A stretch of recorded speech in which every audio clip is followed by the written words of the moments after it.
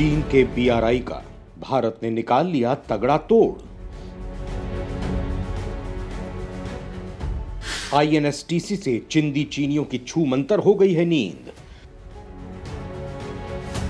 भारत और रूस ने कर दिया है चीन के साथ बड़ा खेला। अब निकलने वाला है चीन और पाक का रेला। दोस्तों, जिस बेल्ट एंड रोड इनिशिएटिव परियोजना को लेकर चीन इतरा रहा था, ऐठन दिखा रहा था, विकास का सब्ज बाग दिखाकर गरीब देशों को अपना आर्थिक गुलाम बना रहा था, चीन के उस बीआरआई परियोजना की भारत ने हवा निकाल दी है। रूस और ईरान के साथ मिलकर भारत ने चीन को ऐसा रगड़ा है कि उसे दिन में तारे और रात को सूरज नजर आने लगा है। यह सब करामात हो पा रही है भारत की दूरदर्शी सोच के कारण, जिसके आगे चीन की सारी नीति टाएं टाएं फिस हो गई है। उसे लगने लगा है कि उसकी दाल अब गलने वाली नहीं है, क्योंकि भारत ने आईएनएसटीसी बनाकर उसके सारे मंसूबों पर पानी फेर दिया है। रही सही कसर G7 देशों ने निकाल दी है, जिन्होंने $600 अरब का महाबजट विकासशील देशों को देकर चीन के पांव ही जमीन से उखाड़ दिए हैं। लिहाजा अब चीन छटपटा रहा है। उसे समझ में नहीं आ रहा कि आखिर भारत के बनाए इस मकड़ जाल से वो बाहर कैसे निकले। लिहाजा वो नए हथकंडे अपना रहा है, लेकिन उसकी सारी चालों की काट पीएम मोदी ने पहले ही तलाश रखी है। एक तरफ जहां वो चीन को श्रीलंका से आउट कराने की पूरी तैयारी कर चुके हैं, सारा खाका बना चुके हैं, वहीं नेपाल में भी उन्होंने चीन के मंसूबे को कामयाब नहीं होने दिया है और उसके बीआरआई को पैर नहीं फैलाने दिया है। भारत के इस चौतरफा वार से चीन के साथ साथ पाकिस्तान की भी बुद्धि कुंद हो गई है।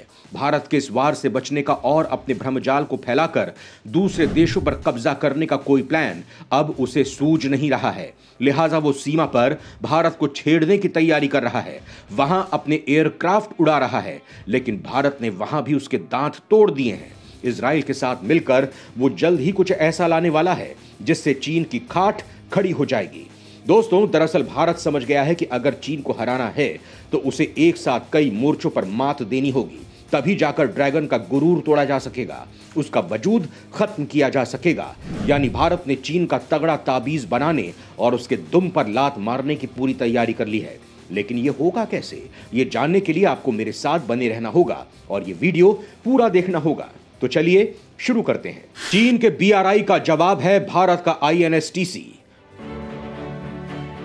भारत रूस के बीच अब व्यापार में हो जाएगा आसान।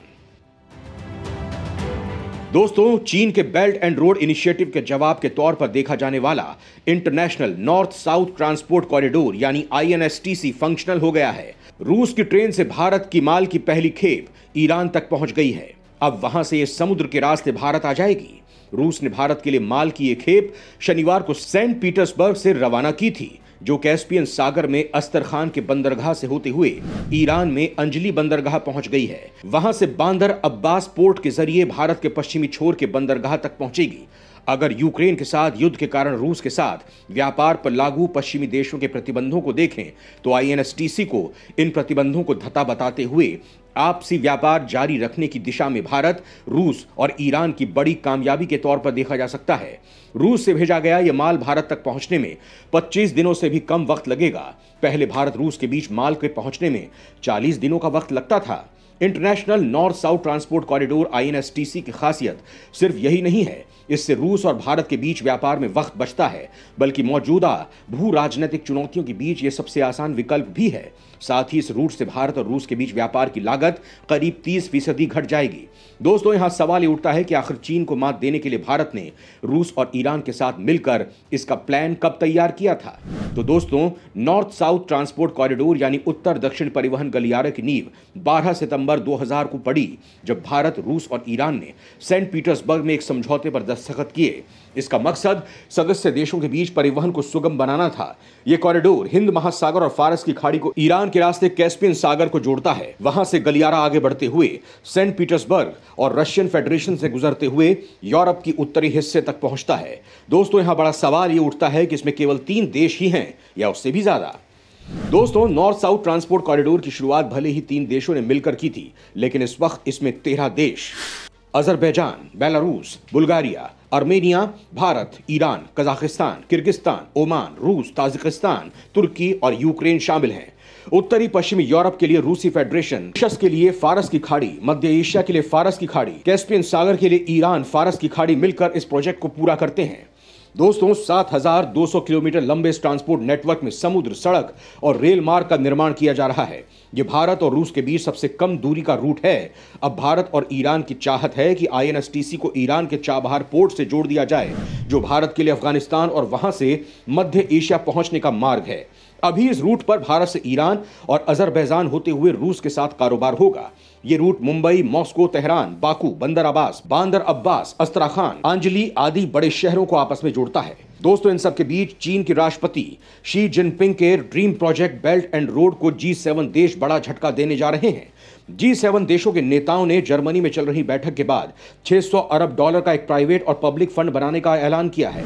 यह विशाल फंड विकासशील देशों में इंफ्रास्ट्रक्चर के विकास के लिए वित्त पोषण का काम करेगा। विश्लेषकों का मानना है कि G7 देशों ने कर्ज का जाल बुन चुके चीन के बेल्ट एंड रोड परियोजना को मात देने के लिए यह फंड बनाने का ऐलान किया है। माना जा रहा है कि इस फंड से भारत को बड़ा फायदा हो सकता है, जो अभी बहुत तेजी से अपने इंफ्रास्ट्रक्चर का विकास करने में जुटा हुआ है। G7 देशों के इस अभियान को दुनिया के विकास में चीन के बढ़ते प्रभाव को कम करने की दिशा में एक बड़ा कदम माना जा रहा है। व्हाइट हाउस ने भी ऐलान किया है कि यह प्रोग्राम चीन के BRI को टक्कर देगा। दोस्तों, यहां आपको बता दूं कि चीन ने अपने महत्वाकांक्षी BRI international development finance projects पर जमकर पैसा बहाया है। उसने इस पर सालाना $85 अरब खर्च किए हैं, लेकिन उसकी यह दरियादली दुनिया के 42 देशों के लिए जी का जंजाल बन गई है। उन देशों पर चीन का $385 अरब का कर्ज चढ़ गया है। एक स्टडी के मुताबिक इन देशों पर चीन का कर्ज उनकी GDP के 10% से ज्यादा पहुंच गया है। दोस्तों, एक रिसर्च की माने तो अब से 2040 तक दुनिया भर में इंफ्रास्ट्रक्चर के विकास के लिए 94 लाख करोड़ डॉलर की जरूरत होगी। इससे साफ है कि क्यों दुनिया को चीन के पैसों की जरूरत है। इसी वजह से कर्ज के जाल में डूबने के बावजूद दुनिया के देश BRI की खामियों को नजरअंदाज कर रहे हैं। श्रीलंका ने इस डील को फाइनल करने से पहले इसी खामियों को नजरअंदाज किया, जिसका असर क्या हुआ वो आज सबके सामने है। आज श्रीलंका में जनता ने विद्रोह का बिगुल बजा दिया है, जिससे वहां के हालात बद से बदतर हो गए हैं। यह सब हुआ है केवल चीन के एक BRI नीति के कारण, जिसके सब्जबाग में फंसकर श्रीलंका ने इतना कर्ज ले लिया कि आर्थिक रूप से कंगाल हो गया। वहां हर चीजों के दाम आसमान छूने लगे और जरूरी चीजों की किल्लत हो गई, जिसके बाद जनता ने विद्रोह का शंख बजा दिया। अभी भी श्रीलंका पर चीन का भारी कर्ज है, लिहाजा भारत ने उसकी मदद करने की ठानी है। दोस्तों, भारत ने श्रीलंका की मदद के लिए बड़े स्तर पर प्लान तैयार किया है, जिसके तहत स्टेप बाय स्टेप श्रीलंका को चीन के कर्ज जाल से बाहर निकाला जाएगा और वहां सभी मूलभूत सुविधाएं जनता को मुहैया कराई जाएंगी। दोस्तों, चीन नेपाल को भी अपने मकड़ जाल में फंसाना चाहता था, लेकिन भारत ने यहां मास्टर स्ट्रोक चलते हुए अमेरिका की एंट्री सेट कर दी और बैकडोर से ऐसा पासा फेंका कि चीन चारों खाने चित्त हो गया और नेपाल ने उसकी इस परियोजना को अपने यहां लागू करने से इनकार कर दिया।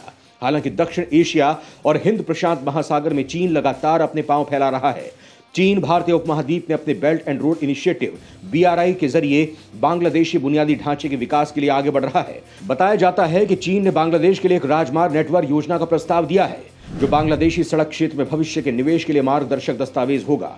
ये योजना कथित तौर पर उभरती चुनौतियों समेत मौजूदा बांग्लादेशी सड़क नेटवर्क के शोध के आधार पर एक चीनी कंपनी द्वारा तैयार की जा रही है। रिपोर्ट्स के मुताबिक चीन सरकार 2016 में दोनों पक्षों द्वारा हस्ताक्षरित आर्थिक और तकनीक सहयोग समझौते में निर्धारित अनुदान सहायता कोष से इस परियोजना के लिए $1.13 मिलियन की अनुदान सहायता प्रदान करेगी। दोस्तों, हालांकि चीन ने बांग्लादेश को अपनी माया जाल में फंसा तो लिया है, लेकिन भारत अभी इस जुगाड़ में लगा है कि किसी तरह से चीन को वहां से भी आउट करा दिया जाएगा। इसके लिए भारत भी बांग्लादेश के साथ अपने संबंध पहले की तरह मजबूत कर रहा है, जिससे कि सही समय देखकर करारा प्रहार किया जा सके। दोस्तों, कुल मिलाकर यह कहा जा सकता है कि चीन की BRI नीति की भारत ने काट तलाश ली है। दोस्तों, आपको हमारी रिपोर्ट कैसी लगी हमें कमेंट बॉक्स में जरूर बताएं। और हाँ, अगर आपने अभी तक इस चैनल को लाइक और सब्सक्राइब नहीं किया है तो फौरन इसे सब्सक्राइब कर लें, जिससे इस चैनल पर अपलोड होने वाले ताज़ा तरीन वीडियो की आपको जानकारी हो सके। जय हिंद, जय भारत।